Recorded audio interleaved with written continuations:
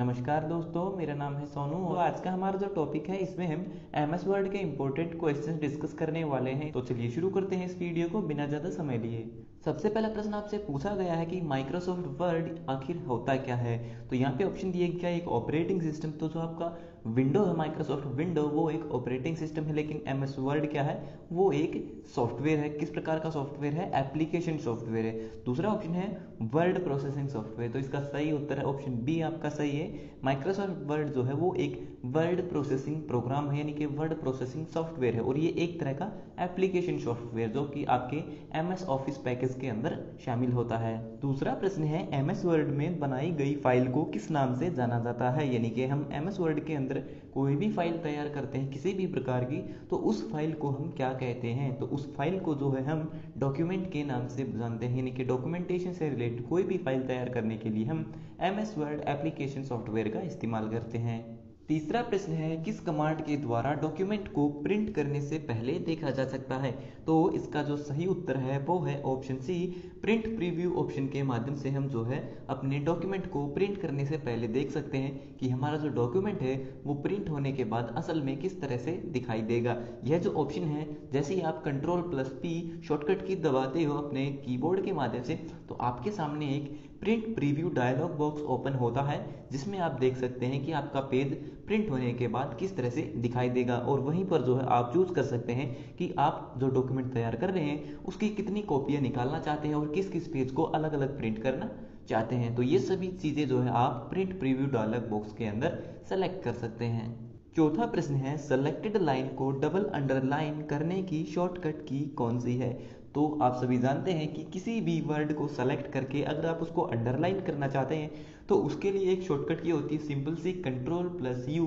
उससे आप उसको अंडरलाइन कर सकते हैं, लेकिन केवल अंडरलाइन एक ही होती है। लेकिन अगर आप उसको डबल अंडरलाइन यानी आप उसके नीचे 2 अंडरलाइन लगाना चाहते हैं तो उसके लिए हम किस शॉर्टकट की का इस्तेमाल करेंगे?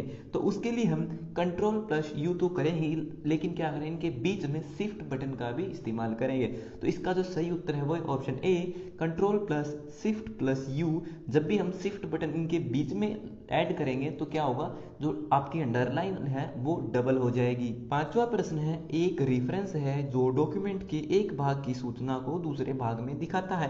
यानी कि एमएस वर्ड के अंदर जो रेफरेंस होता है वो क्या होता है? जो एक भाग की सूचना दूसरे भाग को बताता है। यानी कि मान लीजिए आपका जो एमएस वर्ड है उसके अंदर आपने कोई डॉक्यूमेंट फाइल तैयार की है जिसमें आपके 10 पेज हैं। मान लीजिए 10वें पेज पर आपने किसी टॉपिक पर कुछ इन्फॉर्मेशन लिखी है, जैसे कि मान लीजिए 10 पेज है, अलग अलग पेज पर आपने अलग अलग टॉपिक लिखे हैं, और पहले पेज पर आपने लिखा हुआ है कि तीसरे पेज पर क्या है, चौथे पेज पर क्या है, 10वें पेज पर क्या है। तो जो पहला पेज है वो क्या बता रहा है कि आपके जो डॉक्यूमेंट है उसके 10वें पेज पर कौन सी इन्फॉर्मेशन है, 9वें पेज पर कौन सी इन्फॉर्मेशन है। तो उस टॉपिक की जो जानकारी यानी कि एक पेज की जानकारी जो दूसरा पेज बताता है, तो उस ऑप्शन को हम क्या बोलते हैं? तो उसे बोलते हैं हम क्रॉस रेफरेंस। क्रॉस यानी कि बीच के जितने भी पेज हैं उन सभी को छोड़ करके डायरेक्ट उस पेज पर उस पेज की आपको वो इन्फॉर्मेशन दे रहा है।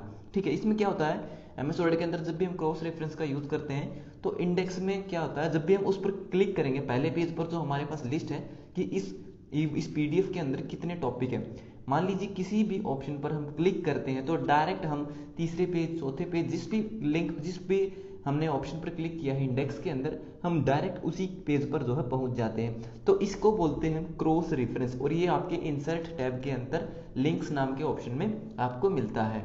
छठा प्रश्न है सेलेक्टेड लाइन का लेफ्ट अलाइनमेंट करने की शॉर्टकट कुंजी क्या है। यानी कि आपने कोई भी पैराग्राफ या फिर कोई भी लाइन सेलेक्ट की है और आप उसको जो है अलाइन करना चाहते हैं, यानी आप उसको सरकाना या फिर खिसकाना चाहते हैं, किस तरफ, लेफ्ट साइड में आप उसको बाएं तरफ खिसकाना चाहते हैं। तो लेफ्ट साइड करने की जो शॉर्टकट की होती है वो है आपकी Ctrl+L, एल फॉर लेफ्ट। लेकिन अगर आप उसको सेंटर में लाना चाहते हैं तो उसकी शॉर्टकट की होती है आपकी Ctrl+E।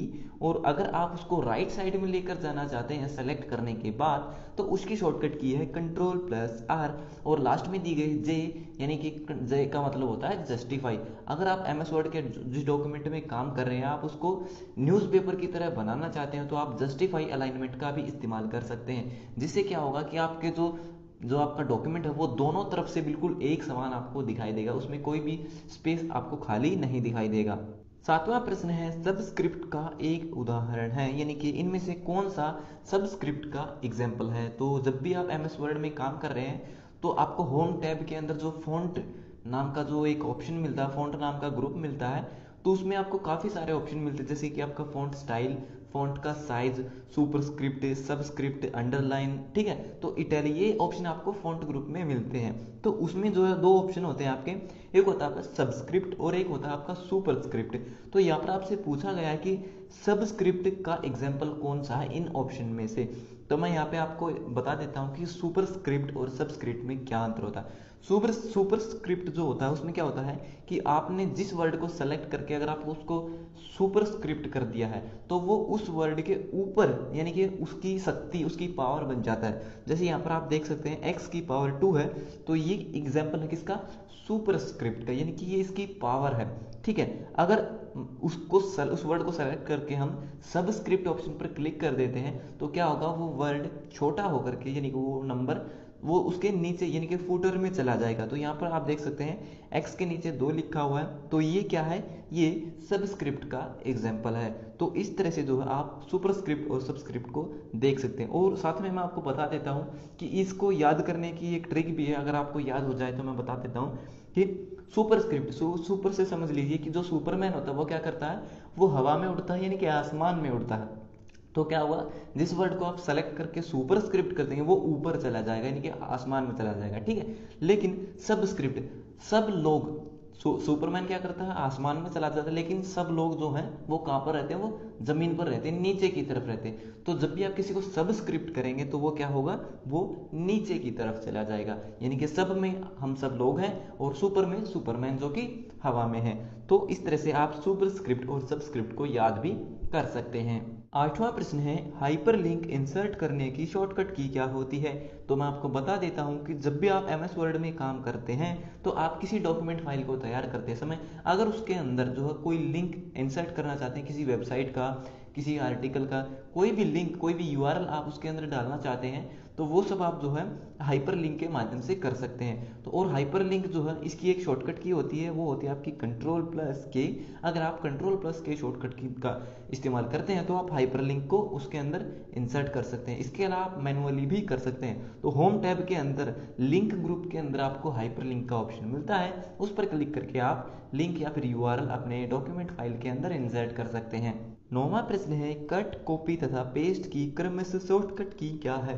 यानी कि यहाँ पर आपको कट, कॉपी और पेस्ट इन तीनों फंक्शन की शॉर्टकट की बतानी है।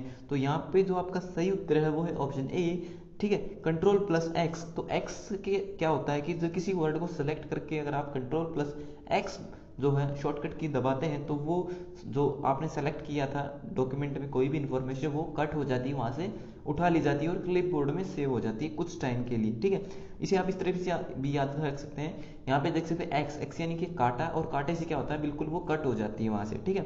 दूसरा है सी, सी यानी कि कॉपी, कंट्रोल+C से आप उसको कॉपी कर सकते हैं। तीसरा है कंट्रोल+V, ठीक है, जब भी आप किसी फाइल को कॉपी करते हैं या कट करते हैं तो बाद में उसको पेस्ट भी करना पड़ता है। तो पेस्ट करने की शॉर्टकट की होती है आपकी कंट्रोल+V, आप इसको कहीं पर भी पेस्ट भी कर सकते हैं। 10वां प्रश्न है जब कोई यूजर डैश पर माउस के कर्सर को ले जाता है तो वह हैंड के आकार का बन जाता है। यानी कि आप किसी एमएस वर्ड के अंदर किसी डॉक्यूमेंट में काम कर रहे हैं और उसके अंदर आपको कोई लिंक, जैसे आपने कोई हाइपरलिंक इंसर्ट करके रखा हुआ है, तो क्या होगा जब भी आप अपने माउस का कर्सर उस हाइपरलिंक के ऊपर लेकर के जाएंगे तो क्या होगा, जो आपका माउस का कर्सर है वो एरो से बदलकर आपके हाथ की तरह हो जाएगा। जैसे आपने देखा होगा फिंगर से हम कोई बटन प्रेस करते हैं तो आपके हाथ के आकार का जो है वो सिंबल हो जाता है। 11वां प्रश्न है इंसर्शन पॉइंट को डॉक्यूमेंट के स्टार्टिंग में लाने के लिए कौन सी की का प्रयोग किया जाता है। इंसर्शन पॉइंट में आपको बता देता हूँ कि इंसर्शन पॉइंट होता क्या है। आपका कर्सर जहां पर भी होता है वो आपका इंसर्शन पॉइंट होता है, यानी कि आप वहां पर जहां पर आपका कर्सर है वहां पर जो चाहे इंफॉर्मेशन, जो चाहे वर्ड, पिक्चर, कुछ भी इंसर्ट कर सकते हैं। कहाँ कर पाएंगे, जहां पर भी आपका कर्सर होगा, ठीक है। तो इंसर्शन पॉइंट यानी कि इंसर्ट पॉइंट, इंसर्ट कहाँ करेंगे, जहां पर हमारा कर्सर होगा माउस का, ठीक है। तो इसने पूछा है कि इंसर्शन पॉइंट यानी कि हमारे कर्सर को डॉक्यूमेंट के स्टार्टिंग में, जब भी आप एमएस वर्ड के अंदर डॉक्यूमेंट फाइल को ओपन करते हैं तो आपका कर्सर सबसे पहले कहाँ पर होता है, आपका कर्सर होता है टॉप लेफ्ट साइड में, यानी कि सबसे ऊपर बाएं तरफ आपका कर्सर होता है और वहां पर आपको आपका कर्सर लेकर के जाना है। किसी भी, मान लीजिए आप डॉक्यूमेंट में काम कर रहे हैं, काफी नीचे आ गए हैं, तो स्टार्टिंग में आपको लेकर के जाना उसी पोजीशन में, तो आप किस शॉर्टकट की का इस्तेमाल करेंगे? तो इसके लिए सबसे आसान शॉर्टकट की होती है वो है कंट्रोल प्लस होम। जैसे ही आप control plus home button press करेंगे, आपका कर्सर उस डॉक्यूमेंट के स्टार्टिंग में आ जाएगा। लेकिन यहाँ पर और भी शॉर्टकट की दी गई है, उनके बारे में भी मैं आपको बता देता हूँ। जैसे कंट्रोल प्लस होम बटन दबाने से आपका कर्सर डॉक्यूमेंट के स्टार्टिंग में पहुंच जाता है, ठीक इसी तरह कंट्रोल प्लस एंड यानी कि अंत में, जैसे ही आप कंट्रोल प्लस एंड बटन पर प्रेस करते हैं तो आपका जो कर्सर है वो डॉक्यूमेंट के सबसे लास्ट में पहुंच जाएगा। 12वां प्रश्न है एमएस वर्ड में मिनिमम और मैक्सिमम जूम साइज कितना होता है? यानी कि एमएस वर्ड के अंदर आप डॉक्यूमेंट को कितना जूम कर सकते हैं और कितना उसको कम करके देख सकते हैं। तो किसी भी डॉक्यूमेंट को हम जो है ज़्यादा से ज़्यादा जो है 500% तक जो है उसको बढ़ा करके जूम करके देख सकते हैं, और मिनिमम अगर हम उस फाइल को छोटा से छोटा करके देखें तो मिनिमम 10% तक हम अपने डॉक्यूमेंट को छोटा या फिर मिनिमम कम करके देख सकते हैं। तो इसका जो सही उत्तर है वो है ऑप्शन सी। अगला प्रश्न है एमएस वर्ड 2010 में किसी डॉक्यूमेंट का अधिकतम आकार कितना हो सकता है? यानी कि एमएस वर्ड में काम करते हुए आप जब भी कोई डॉक्यूमेंट फाइल तैयार करते हैं वो 10 पेज की हो सकती है, 20 पेज की, 500 पेज की या 1000 पेज की। अब आप सोचते होंगे कि जब हम कितने डॉक्यूमेंट फाइल उसके अंदर सेव कर सकते हैं, तो यहाँ पर मैं आपको बता देता हूँ कि मैक्सिमम अधिकतम जो है 32 GB तक की जो है फाइल, डॉक्यूमेंट फाइल जो है अपने कंप्यूटर के अंदर एमएस वर्ड के अंदर तैयार कर सकते हैं। तो इसका जो सही उत्तर है वो है ऑप्शन बी। अगला प्रश्न है एक बार टैब बटन दबाने पर कर्सर कितना आगे जाता है? आपने कई बार देखा होगा एमएस वर्ड के अंदर काम करते हुए कि आप अपने कर्सर को जो आगे ले जाने के लिए क्या करते हैं, बार बार स्पेस बटन का इस्तेमाल करते हैं। लेकिन कई बार क्या करते हैं, आप टैब बटन का भी इस्तेमाल करते हैं, जिससे आपका जो कर्सर है वो कुछ ज़्यादा पॉइंट छोड़ करके आगे सरकता है।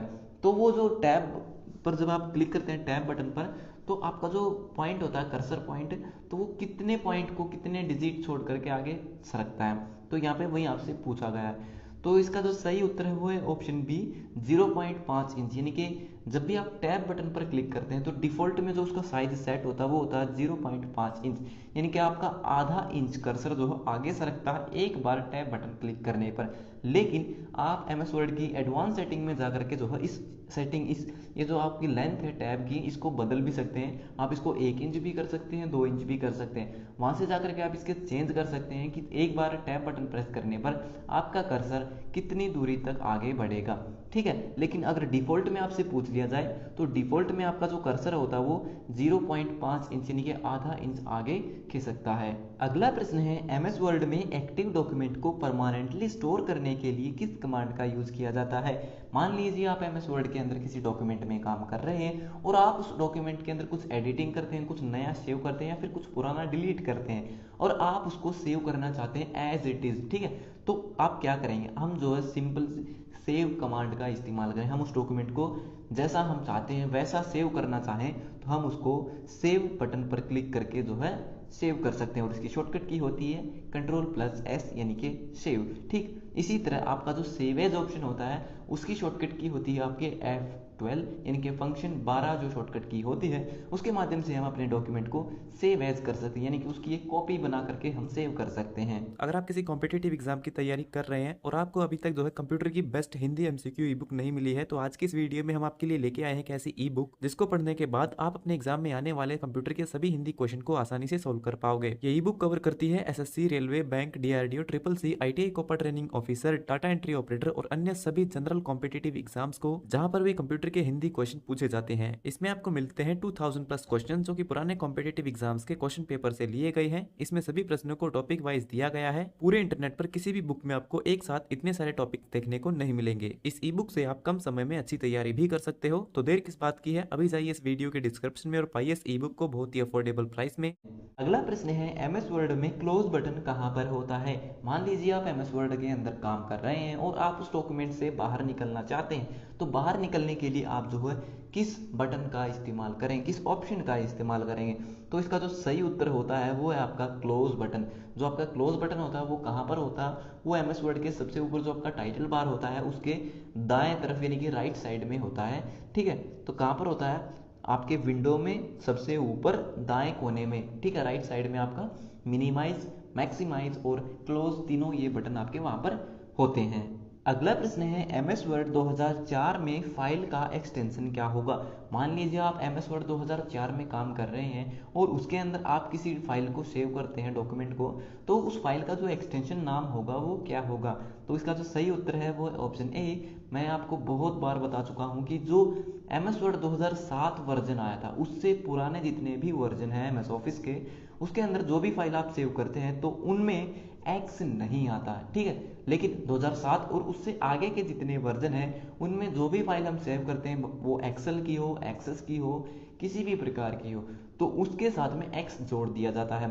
तो यहाँ पर पूछा गया है कि 2004, तो 2007 से पुराना है तो इसका एक्सटेंशन होगा .doc यानी कि डॉक्यूमेंट फाइल है। लेकिन अगर यहाँ पर पूछ लेता 2007 या फिर 2007 से आगे 2010 का कोई वर्जन, तो उसका एक्सटेंशन होता .docx, ठीक है। इसके अलावा ऑप्शन सी दिया है टेक्स्ट, जो आपका नोटपैड होता है उसके अंदर हम कोई भी फाइल सेव करते हैं तो उस फाइल का एक्सटेंशन होता है .txt यानी कि वो केवल टेक्स्ट बेस्ड जो है फाइल है।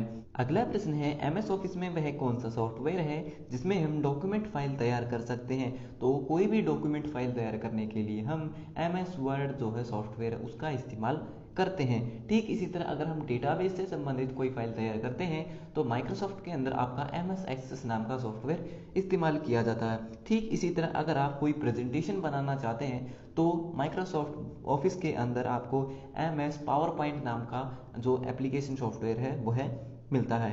ठीक इसी तरह आपका MS एक्सेल भी होता है जिसमें आप स्प्रेडशीट जो है तैयार कर सकते हैं। 19वां प्रश्न है MS वर्ड में तैयार की गई फाइल का डिफॉल्ट में क्या एक्सटेंशन होता है। तो यहाँ पर आपसे पूछा गया है कि डिफॉल्ट में क्या होता है। तो यहाँ पे आपके दो ऑप्शन दिए गए, एक होता है .docx, दूसरा है .doc। तो इसका जो सही उत्तर होगा वो होगा ऑप्शन सी, ए और बी दोनों। ये डिपेंड करता है कि आप MS ऑफिस का कौन सा वर्जन यूज कर रहे हैं। अगर आप 2007 से पुराना वर्जन यूज कर रहे हैं तो उसका जो डिफॉल्ट में एक्सटेंशन होगा वो .doc होगा। अगर 2007 और 2007 से आगे का कोई वर्जन है तो उनमें जो डिफॉल्ट एक्सटेंशन नेम होगा वो होगा .docx। 20वां प्रश्न है MS वर्ड में ग्रामर की गलती का पता कैसे चलता है। तो यहाँ पर मैं आपको एक बात बता देता हूँ कि जब भी हम MS वर्ड के अंदर काम करते हैं, कोई डॉक्यूमेंट फाइल तैयार करते हैं, तो आपने कई बार देखा हो कि आपने जो वर्ड टाइप किए, सेंटेंस टाइप किए, तो उनमें से कुछ शब्दों के नीचे अलग अलग रंग की अंडरलाइन आपको देखने को मिलती है। कुछ शब्दों के नीचे आपको हरे रंग की अंडरलाइन मिलती है और कुछ शब्दों के नीचे आपको लाल रंग की अंडरलाइन देखने को मिलती है। तो इनका जो अंतर होता है वो हम यहाँ पर आपको बता देते हैं। तो इस प्रश्न में पूछा गया कि अगर ग्रामर की गलती हो, यानी कि मान लीजिए आपने जो सेंटेंस लिखा है वो अकॉर्डिंग सही तरीके से नहीं लिखा है, तो सेंटेंस की अगर गलती है, ग्रामर की गलती है, तो उसके नीचे आएगी आपकी हरे रंग की अंडरलाइन। वहीं अगर आपकी स्पेलिंग में मिस्टेक है, कोई स्पेलिंग आपने गलत लिख दी है, तो उस स्पेलिंग के नीचे जो लाइन होगी वो होगी आपकी लाल कलर की अंडरलाइन। ठीक है। 21वां प्रश्न है डिफॉल्ट में डॉक्यूमेंट के किस पेज पर हेडर और फुटर प्रिंट होते हैं। मान लीजिए आप अपने डॉक्यूमेंट के अंदर जो है हेडर और फुटर इंसर्ट करते हैं इंसर्ट टैब में जा करके, तो जो आपका हेडर या फुटर आपने इंसर्ट किया है तो वो डिफॉल्ट में किस पेज पर दिखाई देगा। तो जब भी आप हेडर या फुटर या फिर कोई वाटरमार्क इंसर्ट करते हैं तो वो क्या होता है, वो आपके डॉक्यूमेंट में जितने भी पेजेस हैं डिफॉल्ट में वो सभी पर आपको दिखाई देता है। लेकिन अगर आप चाहें तो वो जिस पेज पर आप चाहते हैं केवल उसी पर्टिकुलर पेज पर भी आप अपना वाटरमार्क लगा सकते हैं या फिर अपना जो आपका हेडर है फुटर वो अलग अलग पेज पर अलग अलग भी दे सकते हैं। ये सभी फंक्शन आपको MS वर्ड के अंदर जो है मिलते हैं। इसके लिए आपको MS वर्ड को एडवांस लेवल तक सीखना जरूरी होता है। 22वां प्रश्न है MS वर्ड 2007 में जूम ऑप्शन कहां पर होता है। यानी कि MS वर्ड के अंदर जब भी आप काम करते हैं तो आपको वहां पर अपने डॉक्यूमेंट को जूम करना भी पड़ता है। तो जूम करने का जो ऑप्शन होता है, जो आपका जूमिंग स्केल होता है, वो कहां पर होता है, तो उसकी पोजीशन कहां पर होती है। तो यहाँ पर आपको ऑप्शन दिए गए view tab, home tab, status bar. तो इसका जो सही उत्तर है वो है ऑप्शन डी, ए और सी दोनों। जब भी आप जो है जूम लेवल को, जब भी आप अपने डॉक्यूमेंट को जूम करके देखना चाहते हो तो आपके पास दो ऑप्शन होते हैं। या तो आप जो है स्टेटस बार में जो सबसे नीचे होता है आपका जो आपका स्टेटस बार होता है उससे थोड़ा ऊपर टास्क बार जो होता है आपका सबसे नीचे, उसके ऊपर एक और लाइन होती है जिसे हम स्टेटस बार बोलते हैं। तो स्टेटस बार के राइट साइड में आपको जो है जूमिंग स्केल देखने को मिलता है। वहीं पर आपके जो डॉक्यूमेंट उसके प्रीव्यू भी अलग अलग पेज प्रीव्यू मिल जाते हैं। अगर आप उसको वेब लेआउट में देखना चाहते हैं, प्रिंट लेआउट में देखना चाहते हैं, तो वहाँ पर ये ऑप्शन भी आपको देखने को मिलते हैं। वहीं पर आपको मिलता है जूमिंग स्केल, ठीक है, जिस पर आप क्लिक करके जो अपने पेज को जूम करके देख सकते हैं। वहीं अगर आप मैनुअली जो आप व्यू टैब में जा करके भी इसको जूम करके देख सकते हैं। तो यहाँ पे आपको दो ऑप्शन मिलते हैं एमएस वर्ड के अंदर। 23वां प्रश्न है, एमएस वर्ड में हम किसी भी कैरेक्टर का साइज कितना अधिक कर सकते हैं। मान लीजिए आपने अपना नाम लिखा है एमएस वर्ड के अंदर और आप चाहते हैं कि आप उसको बड़ा करके लिखें, यानी कि बड़े बड़े अक्षरों में आप उसको लिखें। तो आप ज़्यादा से ज़्यादा उन अपने नाम को, अपने जो कैरेक्टर आपने सेलेक्ट किए हैं उनको अधिक से अधिक कितना बड़ा कर सकते हैं, कितना जो उनका साइज बढ़ा सकते हैं। तो इसका जो सही उत्तर है वो आपका 1638 यानी कि 1638 पॉइंट तक आप अपने कैरेक्टर को इंक्रीज कर सकते हैं। तो बहुत सारी बुक्स में आपको देखने को मिलेगा कि उसका जो साइज है वो 11 से यानी कि 12 से 72 या 11 से 72 होता है। लेकिन मैं आपको एक बात बता देता हूँ कि आप उस साइज के अंदर जो आपका साइज वाला बॉक्स जिसमें आपको दिखाई देता है कि इसका साइज क्या है, उस पर आप माउस से मैनुअली क्लिक करके 72 से अधिक कोई भी संख्या लिख करके देखिए, आपका जो टेक्स्ट साइज है वो उतना ही बढ़ जाएगा। लेकिन अधिकतम जो होगा वो होगा आपका 1638 या, और ये जो 1638 वहां पे आपको लिखा हुआ नहीं मिलेगा, आपको खुद से चेक करना पड़ेगा। कैसे? आप इसमें लिखा हो 1638, आप उसके अंदर 1640 इससे अधिक कोई भी संख्या उसके अंदर लिख करके आप टाइप करेंगे कि मुझे अपने जो टेक्स्ट है इतने अधिक बड़े करने, तभी आपको वहां पर जो है एक पॉपअप का जो है मैसेज देखने को मिलेगा जिसमें आपको लिखा हुआ मिलेगा कि आप जो है कैरेक्टर्स को 1 पॉइंट से लेकर के 1638 पॉइंट तक बढ़ा सकते हैं। ठीक है, तो इसका जो सही उत्तर है ऑप्शन ए। वहीं अगर मैं आपसे पूछ लिया जाए एग्जाम में कि एमएस वर्ड के अंदर जो आप कोई भी फाइल लेते हैं, नई फाइल लेते हैं, डॉक्यूमेंट, उसमें डिफॉल्ट में कैरेक्टर का साइज क्या होता है, तो डिफॉल्ट में अगर आपसे पूछ लिया जाए तो उसका जो साइज होता है वो होता है 11। वहीं अगर आपसे पूछ लिया जाए कि एमएस वर्ड के अंदर जब भी आप डॉक्यूमेंट फाइल को ओपन करते हैं तो डिफॉल्ट में आपको फॉन्ट स्टाइल कौन सा मिलता है, तो फॉन्ट स्टाइल की अगर मैं बात करूं तो वहां पे आपको जो है 2 ऑप्शन मिलते हैं। एक होता है आपका टाइम्स न्यू रोमन और दूसरा आपका कैलिब्री। इन दोनों में से कोई भी अगर आपका उत्तर मिले, जो अगर आपसे पूछ लिया जाए कि डिफॉल्ट में फॉन्ट स्टाइल क्या होता है, तो इन दोनों में से कोई भी उत्तर मिले तो वो आपका सही होगा। 24वां प्रश्न है, एमएस वर्ड में कौन सा एरिया टेक्स्ट को इनपुट करने के लिए यूज होता है, यानी कि एमएस वर्ड के अंदर उस एरिया को क्या कहते हैं जहां पर हम कुछ भी टाइप करते हैं।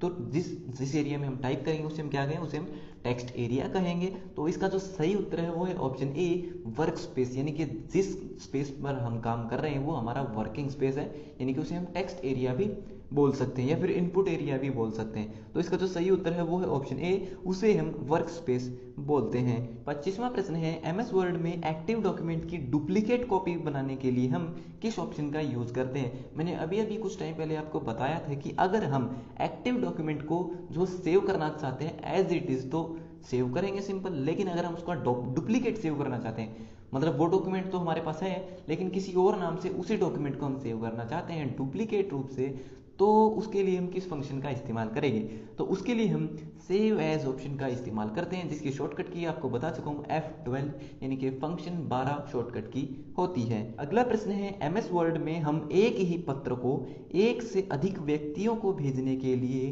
किस ऑप्शन का इस्तेमाल करते हैं, यानी कि आपका जो एमएस वर्ड है वो सबसे ज्यादा बिजनेस लाइन की अगर मैं बात करूं कि जो बड़ी बड़ी कंपनी है वो स्पेशली एमएस वर्ड का क्यों यूज करते हैं, तो उसकी खासियत ये होती है कि उसके अंदर आपको एक ऑप्शन मिलता है मेल मर्ज का, जिसमें क्या होता है कि जो बिजनेस कंपनियां होती है वो एक ही लेटर को, यानी कि एक ही पत्र को बहुत सारे 100-200 जितने भी उनके क्लाइंट हैं, कस्टमर हैं, उन सभी को एक ही लेटर अगर वो भेजना चाहते हैं, हैप्पी बर्थडे का या फिर दिवाली का कोई ऑफर उनको देना चाहते हैं, तो सभी को एक साथ अगर वो लेटर भेजना चाहते हैं वो किस ऑप्शन का इस्तेमाल करेंगे, तो एमएस वर्ड के अंदर आपको एक ऑप्शन मिलता है जिसे हम मेल मर्ज कहते हैं, जिसके माध्यम से हम एक ही पत्र को, एक ही लेटर को एक से एक अधिक व्यक्तियों को एक साथ भेज सकते हैं। अगर हम चाहें तो एक साथ इन सभी व्यक्तियों के लिए मैनुअली जो हार्ड कॉपी पेपर होते हैं वो भी प्रिंट कर सकते हैं मेल मर्ज के माध्यम से। अगला प्रश्न है, एमएस वर्ड में ओपन की गई डॉक्यूमेंट फाइल का नाम कहां पर दिखाई देता है। मान लीजिए आपने MS वर्ड ओपन कर लिया है और उसमें आप देखना चाहते हैं कि जिस फाइल को आपने ओपन किया है उस फाइल का नाम क्या है। तो उस फाइल का जो नाम है वो जो आपकी MS वर्ड की विंडो स्क्रीन होती है उसमें कहाँ पर दिखाई देता है। तो वो जो नाम होता है वो आपके जो MS वर्ड के अंदर स्क्रीन दिखाई देती है, विंडो स्क्रीन, उसके सबसे ऊपर एक लाइन होती है, पट्टी, जिसे हम टाइटल बार बोलते हैं, जहाँ पर आपका जो डॉक्यूमेंट है उसका नाम दिखाई देता है। ना केवल डॉक्यूमेंट, अगर आप पावर पॉइंट के अंदर कोई प्रेजेंटेशन फाइल ओपन करते हैं, आप एक्सेल के अंदर कोई वर्कशीट ओपन करते हैं, ठीक है, वर्कबुक ओपन करते हैं, तो उसका नाम भी आपको टाइटल बार में ही देखने को मिलता है। तो कोई भी फाइल आप ओपन करते हैं तो उसका नाम आपको टाइटल बार में दिखता है। तो इसका सही उत्तर है ऑप्शन ए। 28वां प्रश्न है, MS वर्ड मैक्रो रिकॉर्ड करने के लिए किस लैंग्वेज का इस्तेमाल करता है। तो यहाँ पर मैं आपको एक बात बता देता हूँ कि जो आपके मैक्रो होते हैं वो ना केवल एक्सेल में रिकॉर्ड किए जा सकते हैं बल्कि MS वर्ड में भी रिकॉर्ड कर सकते हैं। MS वर्ड में और एक्सेल में क्या फ़र्क है मैं आपको बता देता हूँ कि जब भी हम MS एक्सेल के अंदर मैक्रो रिकॉर्ड करते हैं, अगर हम चाहें तो मैनुअली उसके अंदर कोड टाइप कर सकते हैं VBA के अंदर डेवलपर मोड में, अगर हम चाहें तो उसके अंदर जो डायरेक्टली रिकॉर्ड भी कर सकते हैं। लेकिन MS वर्ड में क्या होता है, उसमें हम मैनुअली कोड टाइप नहीं कर सकते हैं, उसके अंदर हमें केवल और केवल जो है ऑप्शन मिलता है कि हम मैक्रो रिकॉर्ड करें। जो लैंग्वेज इसमें यूज होती है वो ऑटोमेटिकली रिकॉर्ड होती रहती है, अपने आप लिखी जाती है, ठीक है। तो यहाँ पे पूछा गया है कि MS वर्ड के अंदर रिकॉर्ड करते हैं जब हम मैक्रो, तो वो किस लैंग्वेज में रिकॉर्ड होता है। तो वो जो होता है वो आपकी विजुअल बेसिक लैंग्वेज में रिकॉर्ड होता है। ठीक इसी तरह यहाँ पर ऑप्शन भी दिया है कि C++। तो C++ जो है वो एक तरह की प्रोग्रामिंग लैंग्वेज है जिसमें जो आपके कंप्यूटर के सॉफ्टवेयर हैं वो बनाए जाते हैं। आपका जो माइक्रोसॉफ्ट ऑफिस है कंप्लीट, जिसमें आपकी पावर पॉइंट, एक्सेल, एक्सेस, जितने भी फाइलें हैं, सॉफ्टवेयर हैं, वो सारे आपके C++ लैंग्वेज में बने हुए हैं। तीसरा ऑप्शन दिया है जावास्क्रिप्ट। जावास्क्रिप्ट मैं आपको बता देता हूँ कि जावास्क्रिप्ट जो है वो एक ऑब्जेक्ट ओरिएंटेड प्रोग्रामिंग लैंग्वेज है। ये क्या है, ये वेबसाइट बनाने के लिए इस्तेमाल होती है। किसी भी वेबसाइट में इंटरएक्टिविटी पैदा करने के लिए हम जावास्क्रिप्ट लैंग्वेज का इस्तेमाल करते हैं। और ऑप्शन डी दिया है HTML यानी कि हाइपर टेक्स्ट मार्कअप लैंग्वेज। ये जो लैंग्वेज है ये भी वेबसाइट बनाने के लिए इस्तेमाल होती है। लेकिन ये जो HTML लैंग्वेज है ये किसी भी वेबसाइट की कोर यानी कि स्ट्रक्चर जो लैंग्वेज होती है वो होती है। यानी कि किसी भी वेबसाइट को अगर हमें बनाना है तो बिना जावास्क्रिप्ट के वो बन सकती है, लेकिन बिना HTML के कोई भी वेबसाइट नहीं बनाई जा सकती। ये उस वेबसाइट का ढांचा होता है, एक तरह से उसका मतलब हड्डियों का कंकाल होता है। जैसे मनुष्य होता है कि बिना कंकाल के वो खड़ा नहीं हो सकता, ठीक इसी तरह किसी भी वेबसाइट को बनाने के लिए हम सबसे पहले जो लैंग्वेज सीखनी पड़ती है वो होती है आपकी HTML, ठीक है। और इसे जो है एक स्टैंडर्ड वेब डेवलपमेंट लैंग्वेज भी कहा जाता है। तो ये हो गई हमारे आज के सभी प्रश्न कंप्लीट। सो वीडियो देखने के लिए धन्यवाद। अगर आपका कोई सवाल है तो आप कमेंट बॉक्स में लिख करके पूछ सकते हैं। तो मिलते हैं हमारी अगली वीडियो में, तब तक के लिए नमस्कार।